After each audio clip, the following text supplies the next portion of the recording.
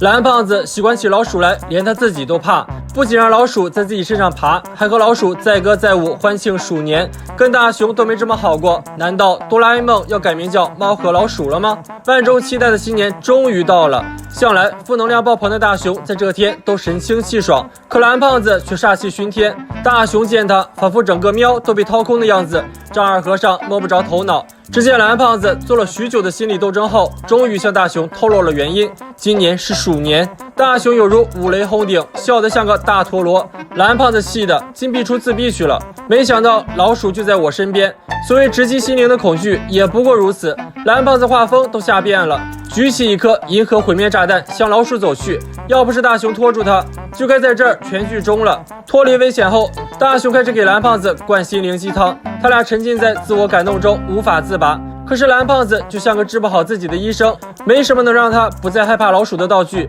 无非就是在24小时内把恐惧转移给别人的障碍传接棒这种坑队友的东西，还有将恐惧放大数倍来强行适应的斯巴达式克服药片这类短 M 型道具。大熊心一横，死猫当火猫一，把药片塞进蓝胖子嘴里。气急败坏的蓝胖子掏出障碍传接棒，给他裤裆来了一下，只见一阵圣光闪过，两人并没有发生什么变化。这时大熊的叔叔来拜年了，大熊兴冲冲的准备去要压岁钱，脚却突然不听使唤了。看到叔叔后，更是吓得头发都立起来了。原来今年是叔叔的本命年，光是属鼠的人都把大熊吓得躲在角落里瑟瑟发抖。更夸张的还在后面，因为快递小哥的姓氏和鼠谐音，大熊印堂发黑。为他着想的蓝胖子刚把小哥关在门外，大熊却一边吊嗓子一边夺门而出。原来是真的老鼠出现了。一开始蓝胖子还有点怂，可是一想到恐惧已经转移给大熊了，蓝胖子再也不怕了。他和老鼠执手相看泪眼，竟无语凝噎。就这样，蓝胖子和老鼠们成为了好朋友，当着爸妈和叔叔的面，像热恋中的少女一样眼红落泪，背着老鼠们跳起了爱情之舞，又在房间里和老鼠们开演唱会。忍无可忍的爸妈举着家伙事儿就冲了上来，蓝胖子只好伤心的把老鼠们送走了。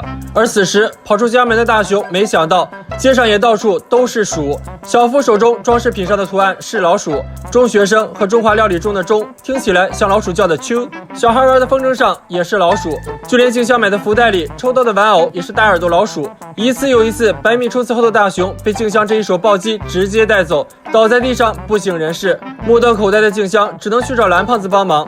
蓝胖子正在空地上和老鼠们践行，自己身为未来的高科技猫型机器人，却无法保护自己的朋友，这是多么痛的领悟。多想朋友一生一起走，那些日子却不再有。大熊终于从昏迷中醒来，两人也终于理解了彼此，友情进一步升华。第二天，大家寄来的贺卡终于送到了。大熊看到后，感到自己的眼睛受到了伤害，可24小时的时效已过，可以放心大胆的看老鼠了。但蓝胖子则不同了，直接把贺卡全给扔了。看来蓝胖子怕老鼠这毛病是好不了了。蓝胖子除了怕老鼠还怕什么呢？有小伙伴们知道吗？